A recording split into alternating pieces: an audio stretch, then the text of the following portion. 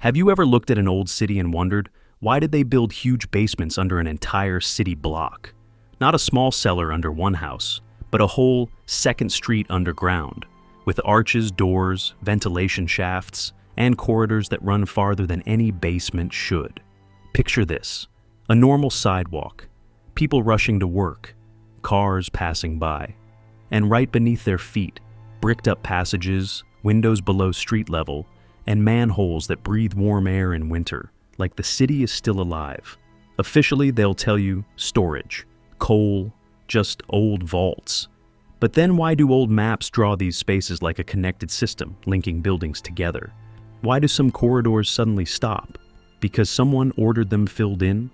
And why do the archives sometimes show a note that simply says, sealed, with no photos, no reason, and a missing final page? Today we're going down where most people never look, and we're going to find an answer that either calms you down or makes you see every old city in a totally different way. Because the real question is this: were these mega basements built for convenience, or to hide an entire layer of the city we were never meant to see? Before we dive in, hit that subscribe button, because what you're about to see will change the way you look at every old street you ever walk on. Prague, June 2019, a Wednesday afternoon. A construction crew is cutting into the street, then the digging stops. One worker kneels down. He brushes dirt off something hard, metal, a hatch, no label, no rust, no warning sign. Just a square door set perfectly flush with the ground, buried under a century of packed soil, old gravel, and forgotten layers of asphalt. The supervisor calls the city archive. They send someone out with a key. The key turns. The hinges groan like they haven't moved in decades. Air rises from the opening, stale, cold, and strangely dry for something that's been sealed this long. A flashlight clicks on. A beam cuts through the dark, and what they see makes no sense. A space as wide as a small supermarket. Brick arches curve overhead in a repeating rhythm. Iron hooks hang from beams. Soot stains the walls in the same patterns again and again, like something burned here for years, not once, but over and over. The floor is smooth stone, worn down in clear paths, not random scuffs. Paths that scream routine, movement, work, use. But here's the thing.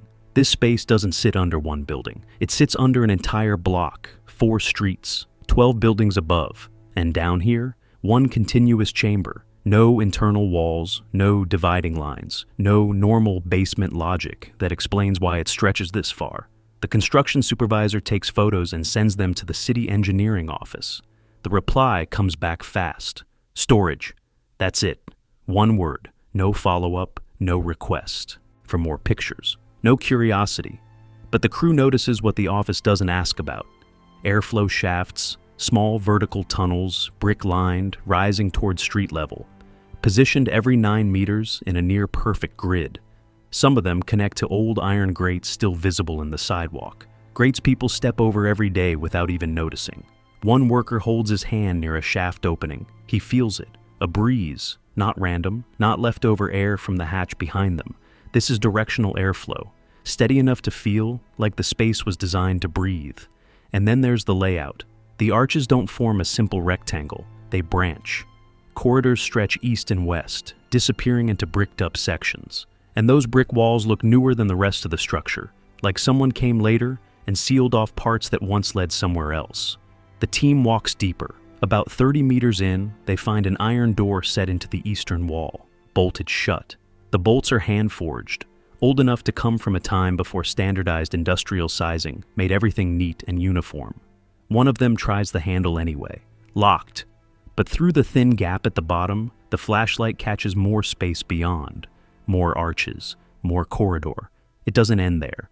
Back on the street, a local guide meets the film crew. He's calm, professional, like this is nothing new to him, like he said the same lines before. They ask him straight, "What was this used for?" He answers without blinking. "Storage." They press, "Storage for what?" He shrugs. "Coal, probably, or goods."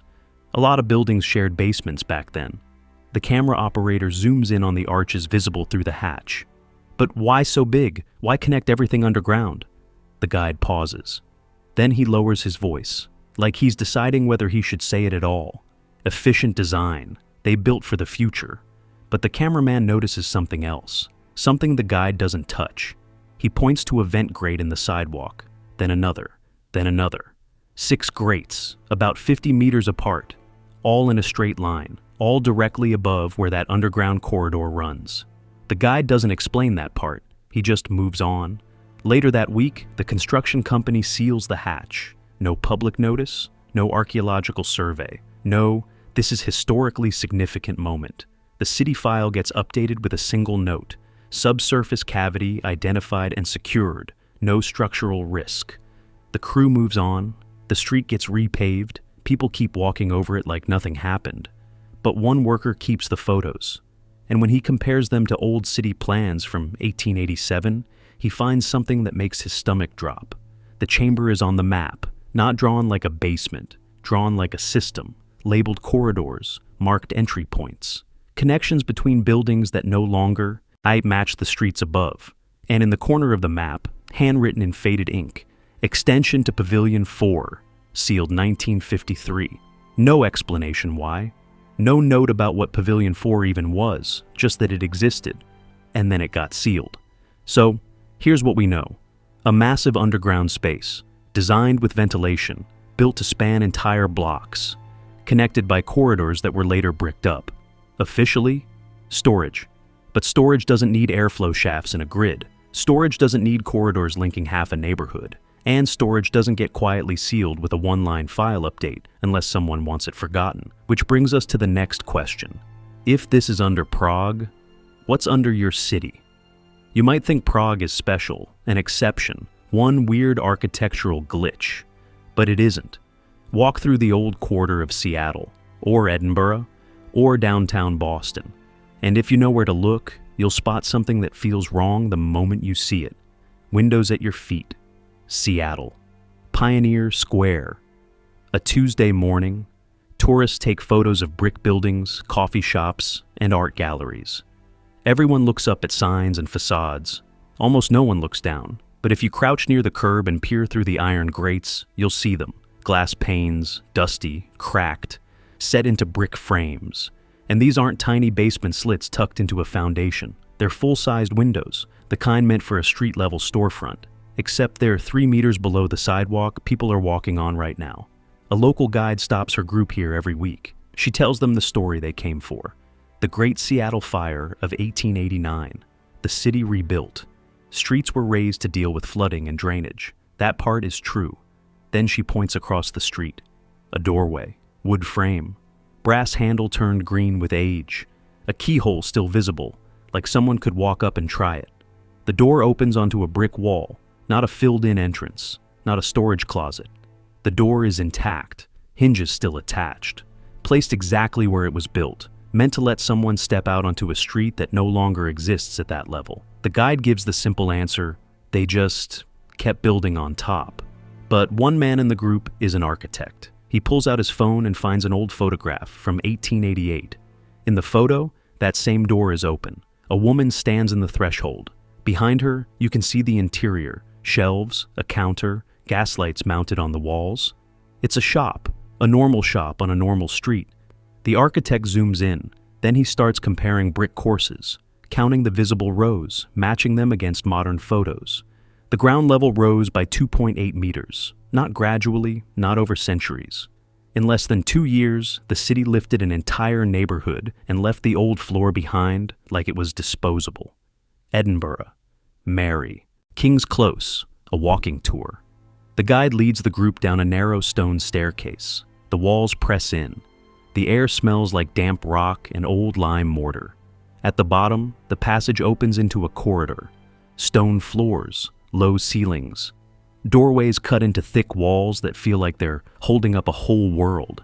The guide says, plain and confident, this was a street.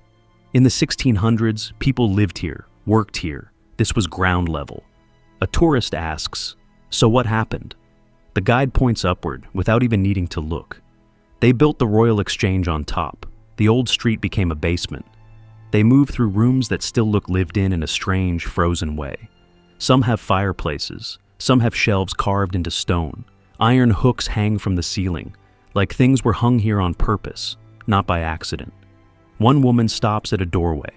Through it, she can see another corridor. Older brickwork, a different arch style.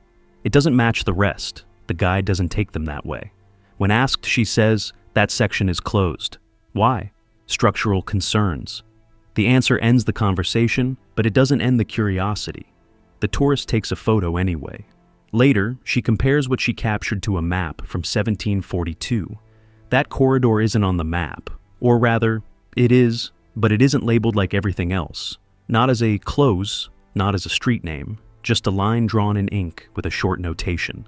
Below, not surveyed. Boston, Beacon Hill, a renovation project. A contractor breaks through a basement wall to install new plumbing. Behind the wall is another room. Brick arches. Iron rings bolted into the walls. A stone floor that slopes gently toward a central drain, like the room was built to handle runoff. Or wash something down and away. The homeowner is confused. The house was built in 1824. The basement was supposed to be part of the original construction.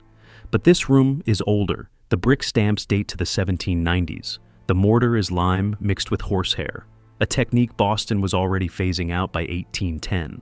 This room predates the house above it. The contractor takes measurements. The room doesn't stop at the property line. It extends under the neighbor's property, and the neighbor's property.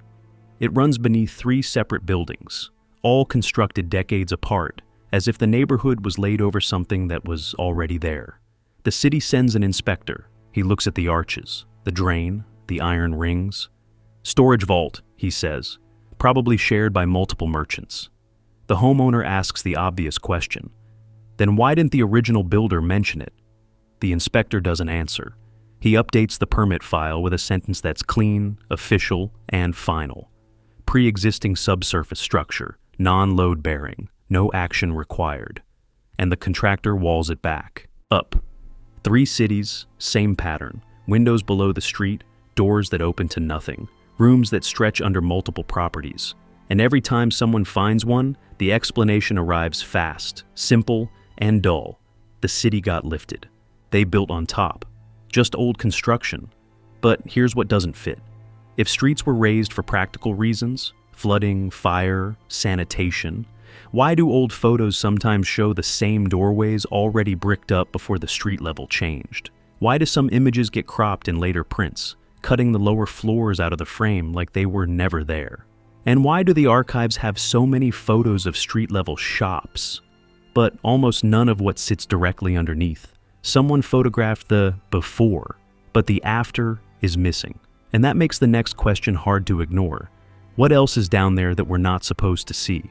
If you want to know what a city is hiding, don't ask the city. Ask the insurance companies. New York, 1892, the Sanborn Fire Insurance Company. They didn't care about legends. They cared about risk. If a building burned, they paid.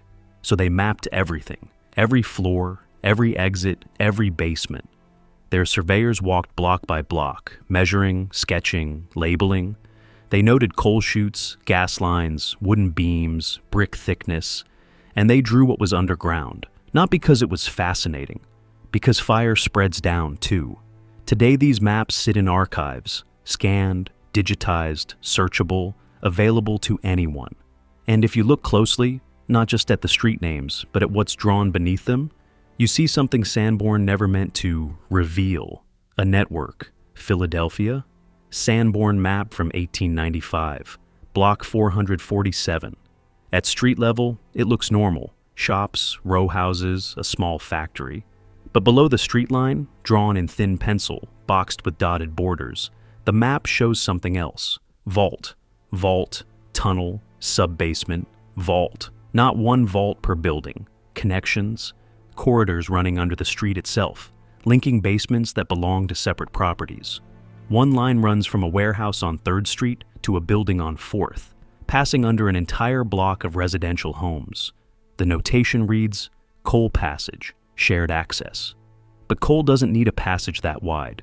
A researcher measures the scale, 2.4 meters across, wide enough for barrels, carts, people moving both ways. She cross-references the drawing with modern utility maps. That tunnel isn't listed. No sewer line, no steam pipe, no electrical conduit. According to the city's current records, that space doesn't exist. Yet it's right there on the map, inked with the same calm confidence as everything above ground. Chicago. An urban planner spots a mismatch. He's reviewing renovation permits for a historic district. A building owner wants to dig a new foundation. The permit office asks for a ground survey. The survey team drills test cores. They hit brick 4 meters down. Old brick, mortared, structural, not rubble, not random fill. They dig wider. They find an arch. The planner pulls original construction documents from 1889. No basement listed, no vault, no substructure, nothing. Then he pulls the Sanborn map, vault, 4.2 meters deep. Access via alley entrance. He goes to the alley, no entrance, just smooth concrete, poured sometime in the 1950s, like someone wanted a clean finish and no questions. He files a request with the city engineering office. Please provide records of subsurface ceiling work, block 332, between 1950 and 1960. The reply takes 3 weeks. No records found. But the concrete is there, the vault is there, which means someone filled it in, and never filed the paperwork. London. A student notices something strange in the British Library archives. She's researching Victorian-era infrastructure for her thesis. Water mains, gas lines, early electrical conduits. In a map set from 1887, she finds a note in the corner, Substreet Service Corridor, see Appendix D. She flips through the volume. No Appendix D, not torn out by accident, not damaged by time, removed. The binding shows clean, cut edges where pages were taken out. Like someone used a blade and did it carefully. She checks 3 other copies of the same map set, stored in different archives, all missing Appendix D. But in one copy, someone made a mistake. They forgot to remove the index page, and the index lists the contents of Appendix D. Below-grade access routes, maintenance schedules, ventilation system specifications. Ventilation system. Not for a single building, for a corridor. Now back to that first example, Philadelphia. Block 447. The researcher doesn't let it go. She finds a modern photo of the block, taken by a city survey crew in 2003. Routine infrastructure assessment, nothing dramatic, nothing flagged. But at the edge of the frame, half-cropped like it doesn't matter, there's a vent grate, iron, old, ornate. She goes to the location. The grate is still there. She kneels, holds her phone near the gaps. Warm air rises. In January. She checks the modern utility map again. No steam line, no subway tunnel, no official reason for heat or airflow. But the Sanborn map from 1895 shows a dotted line running directly beneath that grate, labeled ventilation, terminus unknown. Terminus unknown, not ends at, not connects to, unknown. So here's the pattern. Fire insurance maps draw tunnels that modern records deny. Vents breathe air where nothing official is supposed to be. Appendices get removed from archive copies with surgical precision. And when someone asks, "What's down there?" the city says, "Nothing." But if it's nothing, why does the air still move? Why do the maps show a system? And why, when you find physical proof, the grate, the arch, the brick, does the file still end with, "No records found"? Someone built this, someone used it, and someone made sure you wouldn't keep asking why. Maybe it's just American cities. Maybe it's a quirk of how the United States industrialized fast and messy in the 1800s. But it's not. Because when you start looking at European cities, cities that were already old when America was born, you find the exact same thing. The same arches, the same spacing, the same soot patterns. Like someone copied one blueprint and shipped it everywhere. Liverpool, England. A walking tour beneath the streets. The guide leads the group down a modern staircase built for tourists. The moment they reach the bottom, the world changes. Brick arches, red clay brick, laid in an English bond pattern. Each arch spans 3.6 meters. The keystones are cut granite. The ceiling is low, a little over 2 meters. You can lift your hand and touch the bricks. One tourist, a structural engineer from Germany, stops walking. He measures the arch with his hands, counts the brick courses like he can't help himself. Then he takes out his phone and pulls up a photo. A basement in Hamburg. Same arch span, same brick size, same vault height. He shows it to the guide. The guide nods like it's no big deal. Yeah, lots of cities use similar designs, standard engineering. But the engineer shakes his head.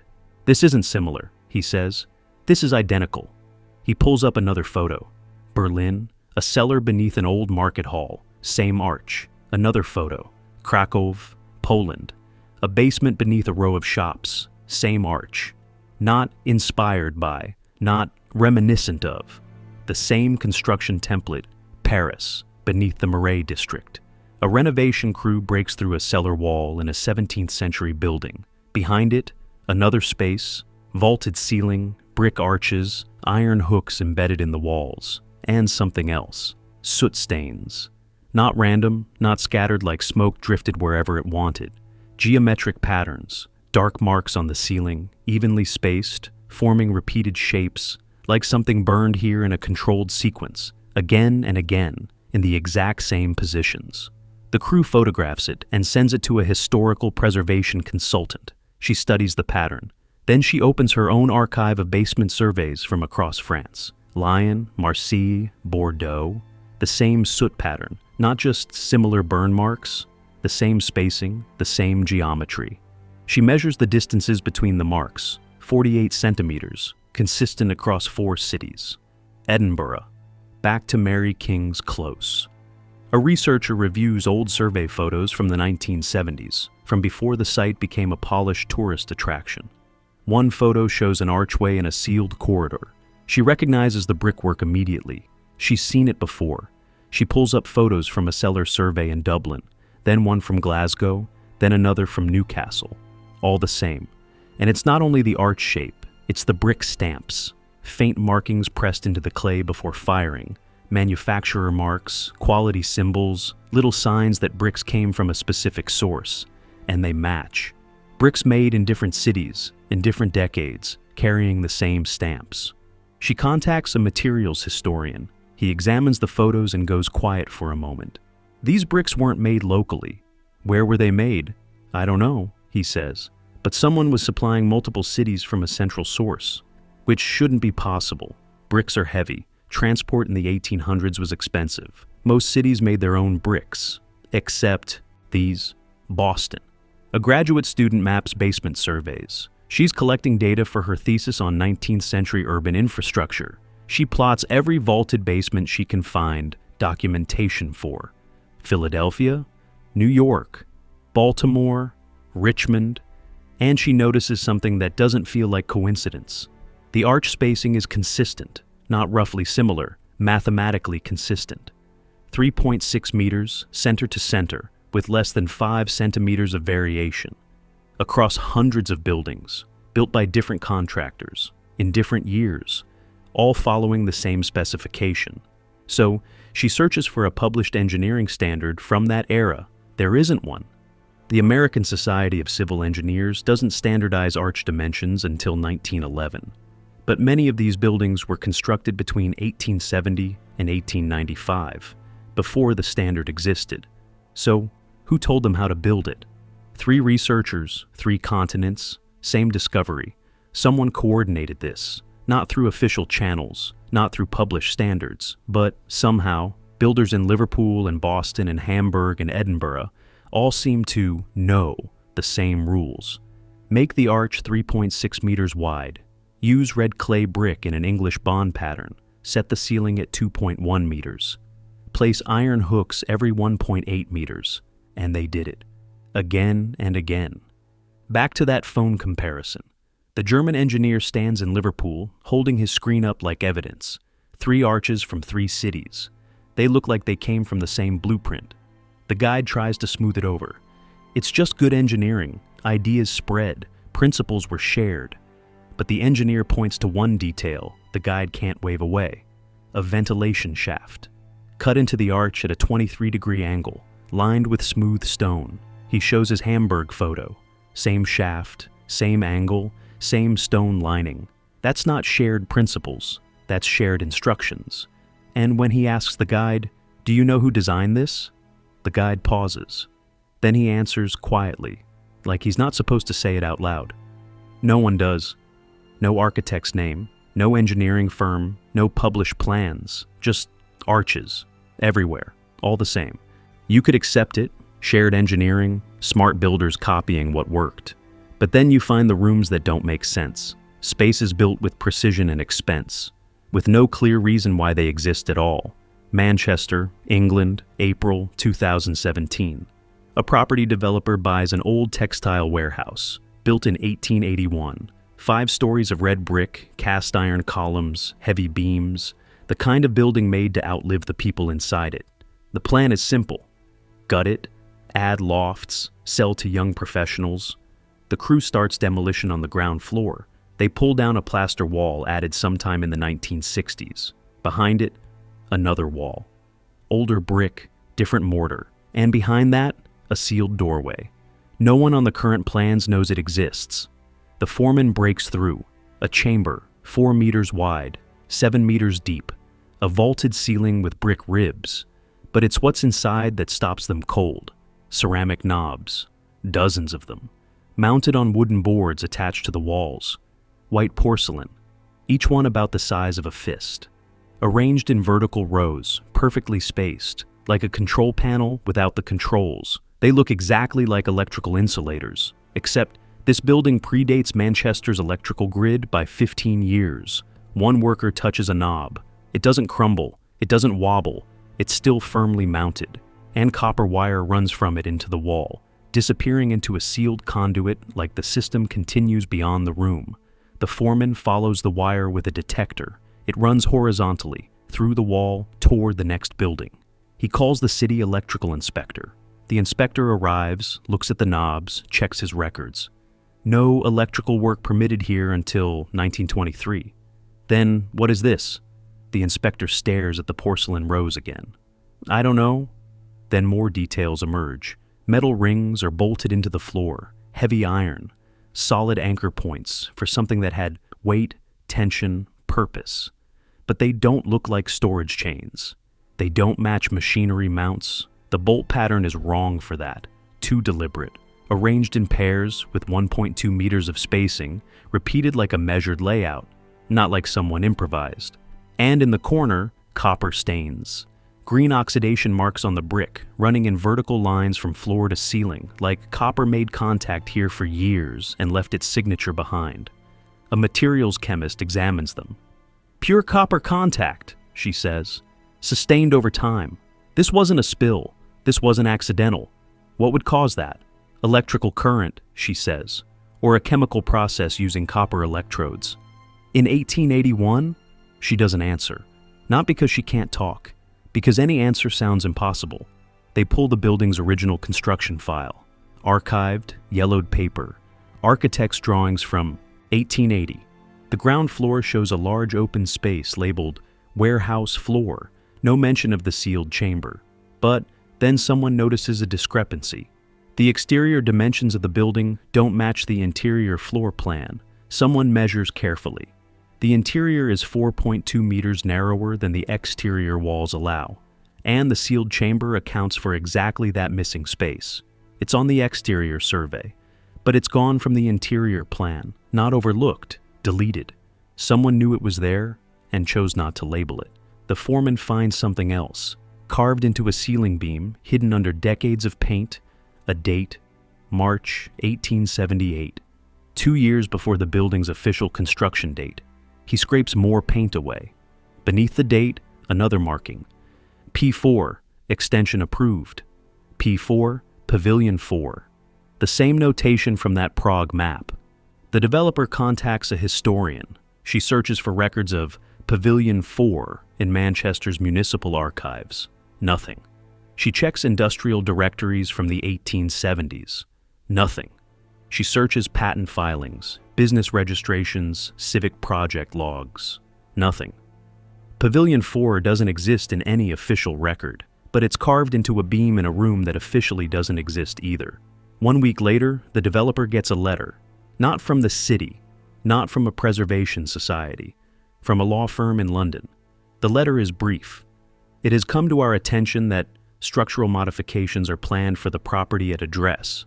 We represent a private trust with historical interest in the site. We request that subsurface and concealed features remain undisturbed pending evaluation. The developer calls the firm. What trust? What historical interest? The secretary stays polite, smooth, careful. I can pass along your inquiry. Who are you representing? I'm not authorized to disclose that. The developer never gets a call back, but 3 days later, a city building inspector shows up unannounced. He examines the sealed chamber, takes photos, measures the knobs, doesn't touch anything. Then he updates the permit file. Pre-existing non-structural cavity, no historical significance. Recommends sealing and proceeding with renovation. No historical significance. Despite the copper stains, despite the ceramic insulators, despite the date that predates the building, seal it and move on. And the developer does what developers do. He walls it back up. New drywall, fresh paint, the knobs, the wires, the anchor rings. The whole strange room disappears behind clean white walls and recessed lighting. The lofts sell in 3 months. But before the crew seals the chamber for good, the foreman takes one last photo. He zooms in on the carved beam. P4, extension approved. And underneath, in smaller letters, nearly invisible unless you know to look, not for public, record. Someone built this room on purpose. Someone knew exactly what it was for, and someone made very sure you'd never find out why. All right, let's take a breath. Because at this point, you might be thinking, this is starting to sound like a conspiracy theory. And that's fair. So let's do what any real investigation should do. Let's give the normal explanations their best shot, and see how far they actually go. Coal storage. In the 1800s, cities ran on coal, heating, cooking, industrial steam power. A single building could burn through tons of coal every winter. And coal is heavy, dirty, dangerous when it's stored wrong. So cities built coal vaults, deep fireproof chambers beneath buildings, reachable from the street through metal chutes. A wagon would pull up, tip the coal down the chute. Done. This explains a lot. The big basements, the street-level hatches, the soot stains. Walk through any old city and you can still spot the evidence. Metal doors and sidewalks, rectangular slots and basement walls, black dust trapped in mortar. This is real, it's documented, and it makes sense. Ice storage. Before refrigeration, ice was a commodity, cut from frozen lakes in winter, stored underground through summer. Thick walls, deep chambers, insulated with sawdust and straw. Some ice vaults could hold 200 tons and keep it frozen until September. Restaurants needed it, hospitals needed it, wealthy homes needed it. And ice requires space, big, cold, underground space. Again, this fits. Merchant vaults, goods needed protection, wine, textiles, imported luxuries. Shared storage made economic sense. Multiple merchants, one secure basement, split the cost. Brick walls, iron doors, ventilation to keep dampness down. And the archives back this up. Leases, rental agreements, insurance policies for sub-street vault storage. Normal, practical, profitable. Stormwater and drainage. Old cities flooded, a lot. Streets turned into rivers, basements filled like wells. Engineers responded by building retention chambers, the underground spaces where water could collect and drain away over time. Arches distributed weight, vents released pressure, channels directed flow. Boston raised its streets after repeated floods. Seattle did the same. London made massive changes after the Great Stink. This isn't a mystery. This is civil engineering. Utility corridors. By the 1880s, cities were threading infrastructure underground. Steam pipes, water mains, telegraph cables, early electrical lines. Some cities built service tunnels so workers could access and repair systems without digging up the streets every time something broke. Paris has them, London has them, New York has them. You can tour some of them today.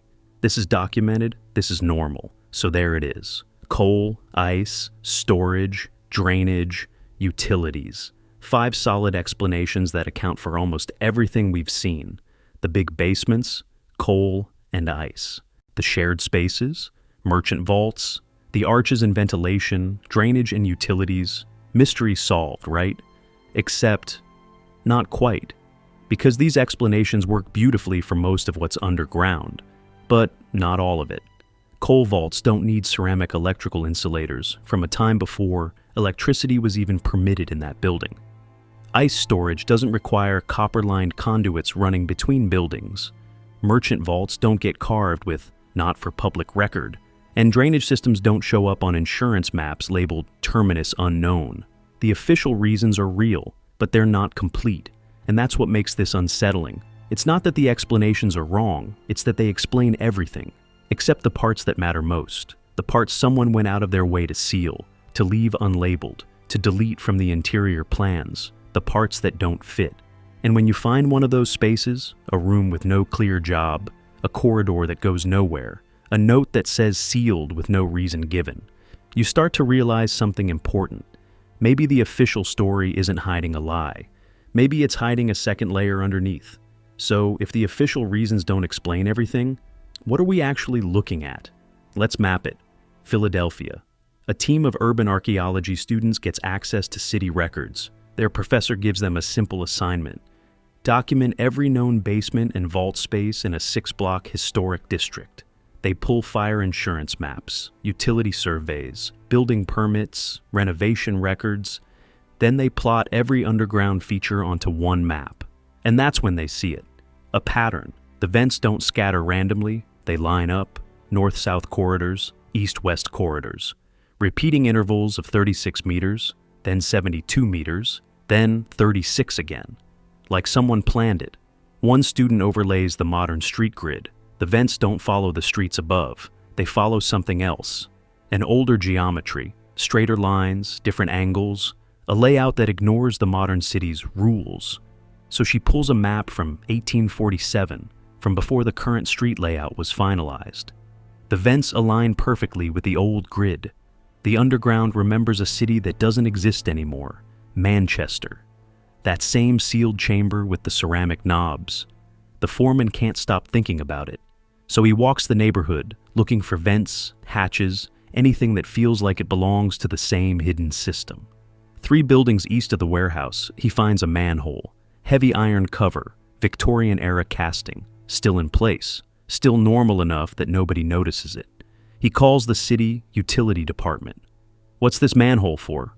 They pull the records. "Storm drain access." But when he checks the drainage map, the nearest storm line is half a block south. This manhole isn't supposed to be here.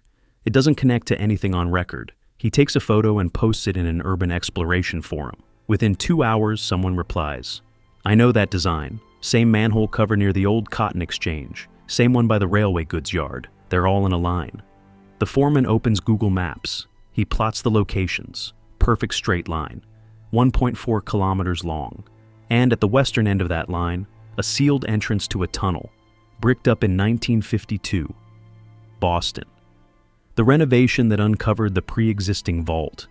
The homeowner can't let it go. She keeps digging through archives, and she finds a civil engineering report from 1893, a survey of sub-street structures written after a major water main break. The report lists dozens of vaults, tunnels, and chambers, but it also lists something else: ventilation risers, purpose unknown. The surveyor flagged them because they didn't connect to any building's heating system. They weren't sewer vents. They weren't tied to the gasworks or the electric plant. They were just there, rising from deep chambers, exhaling air, following a grid-like pattern that linked the old market hall, the civic building, the original train depot, 2 factories, and the warehouse district, all connected by vents spaced at regular intervals. The surveyor's conclusion is careful, almost uncomfortable, possibly related to earlier construction phase. No records available. No records available, not no records found. No records available. London. A transportation engineer is reviewing old tube construction documents. He's researching Victorian-era tunneling techniques for a modern expansion project. In one file, he finds a work order from 1897. Encountered pre-existing passage during excavation. Stop work. Await instructions. 3 weeks later, a second note appears. Passage sealed per Directive 7. Resume excavation. He searches for Directive 7, classified, not lost, not misfiled, not destroyed, still classified, in 2017, for a construction note written in 1897. Back to Philadelphia, the students finish their map. They present it to their professor. She studies it for a long time. Then she asks them to overlay one more layer, the locations of civic buildings from the 1880s. Post offices, courthouses, police stations, fire brigades, municipal offices. They place the pins, and the pattern tightens. Those buildings sit directly above the grid, not near it, not adjacent, directly on top of it. The professor doesn't say anything at first. Then she tells them, "Good work, but don't publish this." Why not? Because you've just documented something the city doesn't want mapped. So here's what we're seeing. Vents that follow a hidden grid, manholes that don't connect to recorded systems, tunnels running, beneath markets, stations, and civic buildings. And someone coordinated it, not by accident, not through random construction. This was infrastructure, built on purpose, laid out in a pattern, connected across entire districts. The question isn't whether it exists. The question is, what was it for?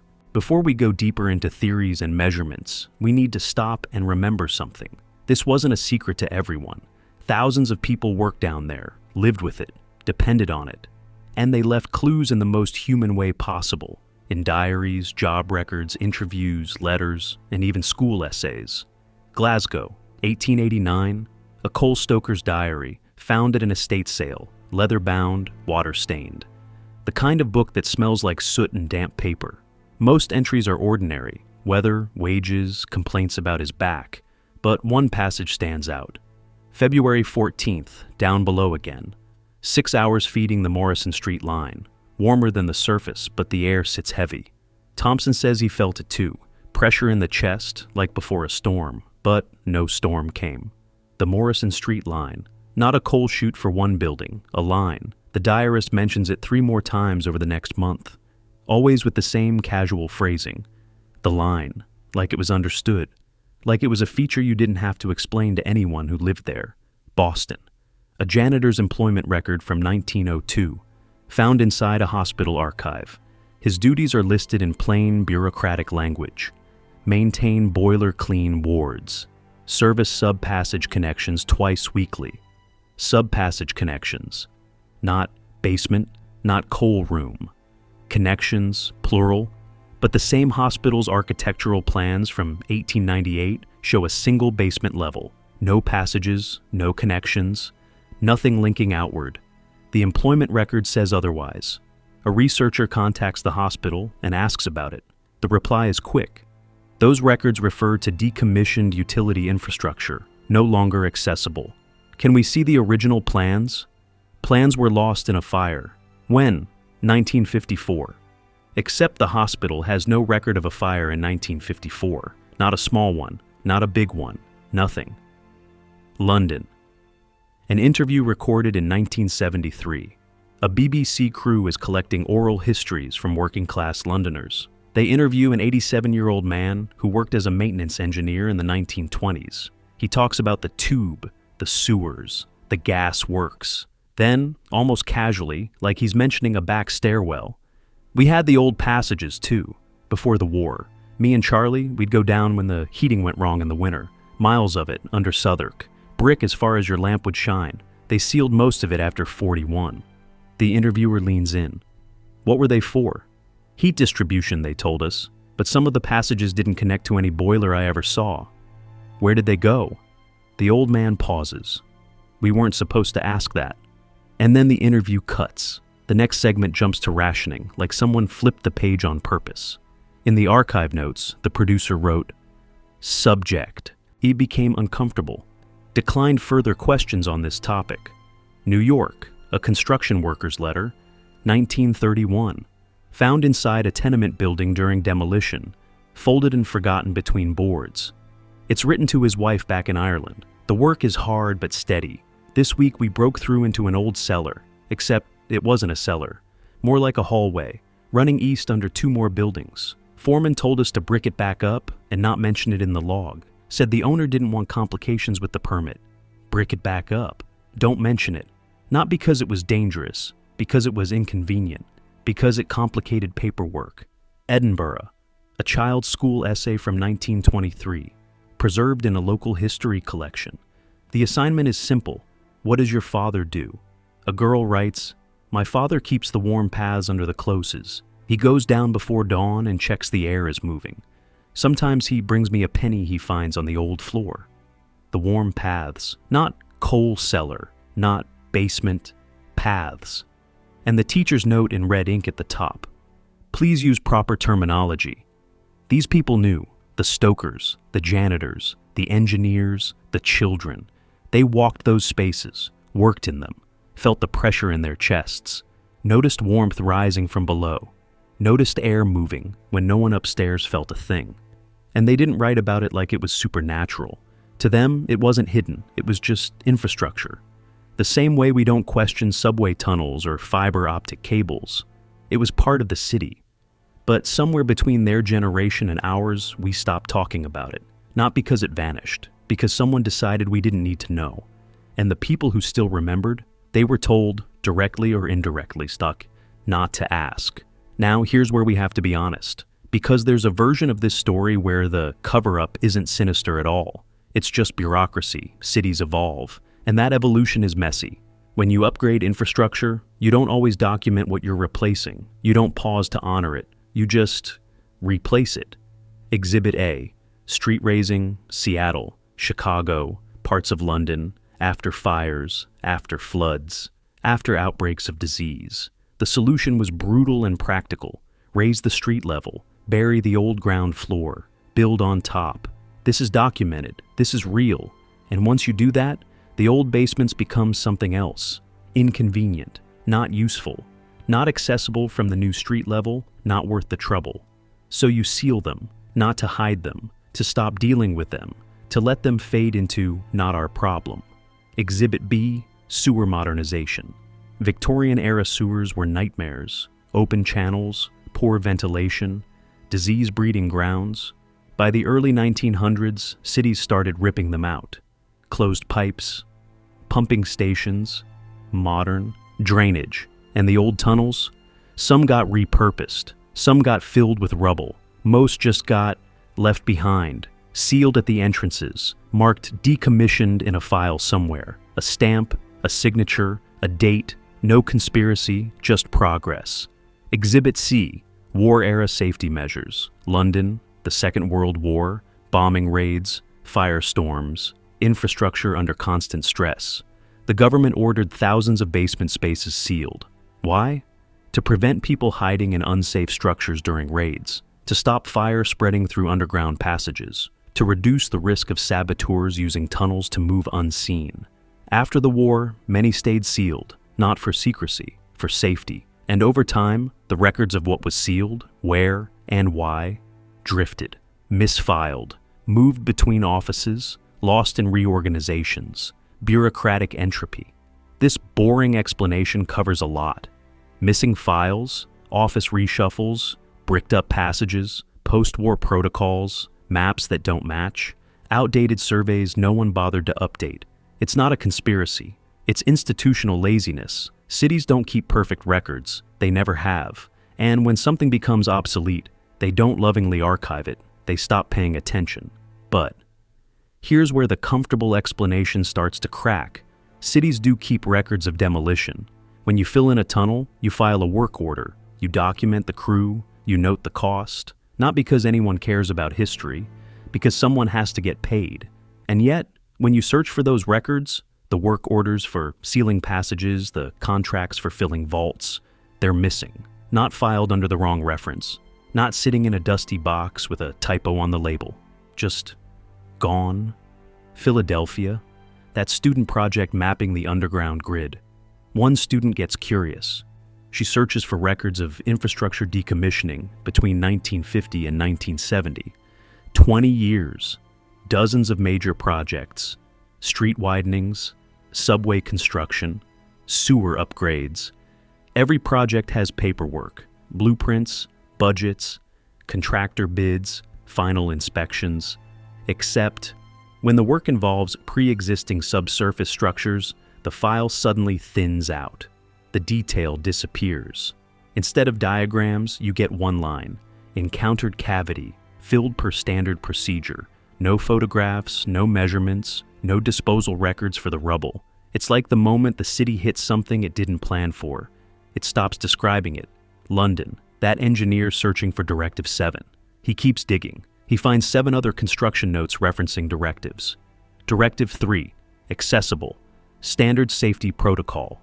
Directive 5, accessible, structural reinforcement specs. Directive 9, accessible, material sourcing guidelines. But Directive 7, still classified, more than a century later. He files a Freedom of Information request. The response takes 11 months. Request denied. Directive 7 pertains to matters of national security. National security. For a construction note written in 1897. So, yes, a lot of the mystery really could be bureaucratic incompetence, but not all of it. Because incompetence doesn't keep a document classified for more than 100 years. Incompetence doesn't remove appendices from multiple archive copies with clean-cut edges. And incompetence doesn't send a law firm to tell a developer, don't touch that room. Someone cared enough to make sure certain things stayed buried, physically and on paper. The question is, which things and why? All right, let's pull back. Because just when you're ready to believe something genuinely strange is happening, you find the document that ruins the mystery, the one that seems to explain everything perfectly. Chicago, 1893, the World's Columbian Exposition. A researcher digs through archives at the Chicago Historical Society and finds a procurement record, a contract, for constructing subgrade thermal distribution infrastructure for the fairgrounds. And it's not vague, it's detailed. Specifications for brick vaulting, copper pipe routing, ventilation shaft placement, steam pressure calculations, everything. The system was designed to heat dozens of exhibition halls from a central power plant. Underground passages carried steam pipes. Vents released excess pressure. Maintenance tunnels let workers repair breaks without shutting down the fair. It's brilliant engineering, and for a moment, it explains exactly what we've been seeing. Then the design gets reused. After the fair, the same engineering firm wins contracts in other cities. Philadelphia, Boston, Detroit. They build similar systems for hospital complexes, university campuses, government building clusters, large manufacturing districts, centralized heating, underground distribution, standardized design. And suddenly the details click into place. The arch spacing, an efficient span for supporting pipes and distributing load, the ventilation shafts, pressure relief and airflow control, the ceramic insulators, protection where heat and contact points would stress the brick. Even the soot patterns start to make sense. Steam systems leak. Coal-fired boilers produce soot. Air and dust move through spaces, settle where brackets and access points repeat. The geometric spacing, pipe supports, maintenance stations, standard intervals. Not mysterious, not symbolic. Industrial infrastructure. The researcher publishes her findings. The mystery of the mega basements, solved. She presents at a conference, gets positive reviews, case closed, for about 6 months. Then someone sends her a photograph. Manchester, that sealed chamber with the ceramic knobs. But this time, the photo is sharper. The markings on the knobs are clear, a manufacturer's stamp, and a date, 1878. That's the problem, because the Chicago heating system, the system her whole explanation depends on, wasn't designed until 1891, and the fair itself happens in 1893.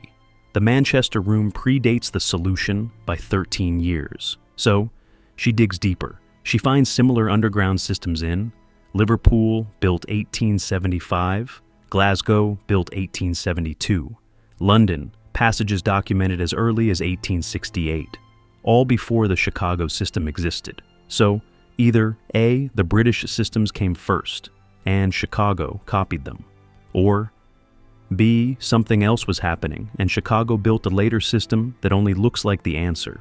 She contacts a thermal engineering historian in Edinburgh. He knows Victorian-era heating systems. He knows boilers, ducts, steam, and early distribution layouts. She asks him directly, were there centralized underground heating networks in British cities in the 1870s? Not that I'm aware of, he says. District heating didn't become common until the 1920s. Then what were these underground systems for? I'd have to see the specifications. So she sends him the photos. Manchester, Liverpool, Glasgow. He studies them. There's a long silence. Then he says, "These aren't optimized for steam distribution." "What do you mean?" "The pipe routing is inefficient. The ventilation is oversized. And those ceramic knobs? That's not how you'd insulate a steam system." "Then what are they for?" "I don't know," he says. "But if I had to guess, this looks more like electrical infrastructure." In 1878, "I know," he says. "It doesn't make sense." So we go back to the original theory, and we have to admit something uncomfortable. It explains a lot of what's underground: the hospitals, the universities, the government complexes. Yes, many mega basements really were built for practical heating and utility distribution. That part is true, that part is documented, but it doesn't explain the earlier systems that predate the design, the electrical components that appear before electrical grids, the sealed passages marked not for public record, the consistent spacing across continents before formal standardization, the classified directives from 1897. The Chicago system is real, but it's not the whole story. It's what they built after, to replace whatever came before. So, we're back to the question. What was the original purpose? Not the heating, not the storage, not the drainage. The thing they built first, the thing they later covered with normal explanations, the thing that still doesn't fit. And maybe, just maybe, the Chicago system wasn't solving a mystery. Maybe it was burying one. Take a breath. Because after chasing shadows, classified files, and contradictions for so long, it's easy to forget one simple truth. Not everything got sealed. Some of it is still there. Open, accessible, and you can go see it yourself. Seattle Underground, Pioneer Square. You can take a tour today. You walk through old storefronts. You see the sunken windows. You touch the brick arches. The guides will tell you about the fire, the street raising, the buried city. And it's all true. No mystery, no conspiracy. Just a city that built on top of itself and left the old layer behind. Preserved, explained, normal, Edinburgh, the real Mary King's Close. Open to the public since 2003. You walk down the old street. You see the houses, the shops, the rooms where people lived. It's historical, educational, fascinating. And the guides are direct about it. This was ground level once. Now it's a basement. Simple, clear, no drama. Paris, the catacombs, London, the tube tunnels, Rome, ancient aqueducts beneath modern streets. Cities everywhere have underground layers, and most of them are perfectly ordinary. Storage, transport, infrastructure, history. Nothing strange about a city having a second world under its feet.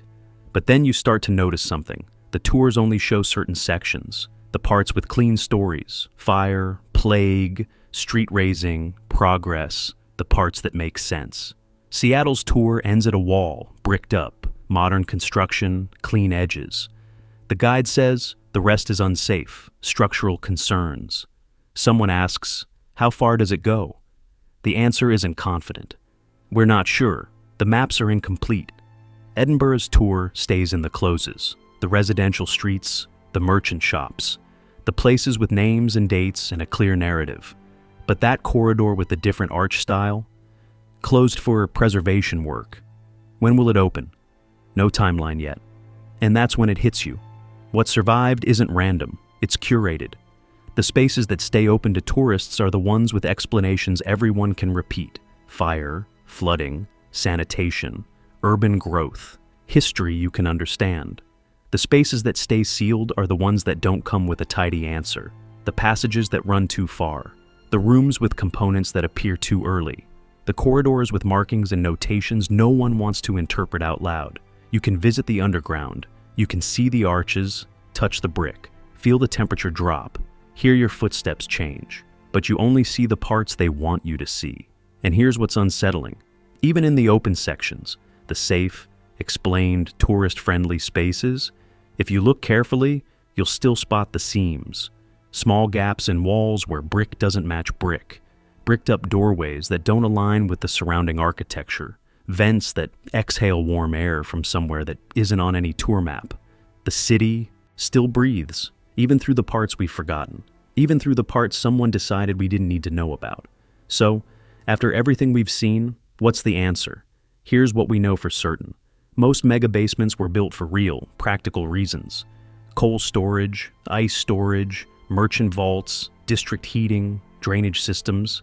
This is documented. This is true. The Industrial Revolution demanded massive infrastructure. Cities solve problems by going underground. Nothing mysterious about that. But some spaces don't fit that pattern, passages that predate their supposed purpose. Electrical components from a time before electrical grids existed.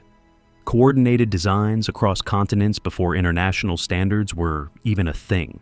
Sealed chambers marked not for public record. These details don't get explained by coal and drainage. And here's the uncomfortable truth. We'll probably never know the full story. The people who built it are gone. The complete records, if they ever existed, are lost, classified, or destroyed. What's left is fragments, a carved beam, a stamped brick, a diary entry, a classified directive from 1897, pieces of a puzzle with the edges missing. But the underground didn't disappear. It's still there, right now, under your feet. Every old city has a shadow. You can find it. Look for sunken windows, half-buried storefronts, doors that sit below street level, strange vents, iron grates that exhale warm air in winter, patterns that follow straight lines, not individual buildings, old coal doors, metal hatches and sidewalks, chutes that drop deeper than they should, bricked arches and basement walls, different brick, different mortar, older construction hiding behind newer facades. Check the records. Old fire insurance maps, many are digitized now. Historical surveys, renovation permits, utility diagrams. Look for discrepancies, interior plans that don't match exterior dimensions. Notations like vault or passage or sub-basement with no follow-up detail. References to appendices that are missing.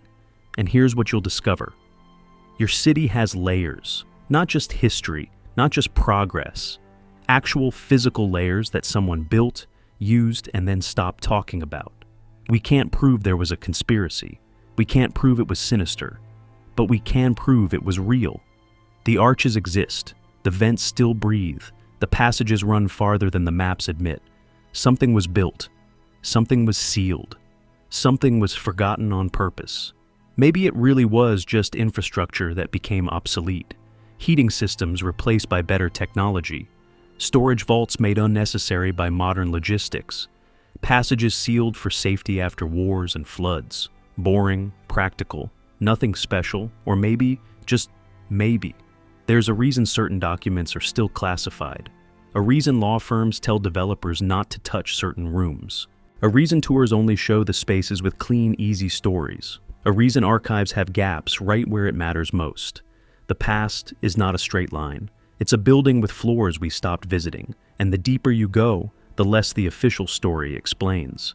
So the next time you walk through an old city, look down, notice the vents, the sunken windows, the bricked doorways, and ask yourself, what else is down there? What did they build? And why did they want us to forget? Because the city remembers, even if we don't.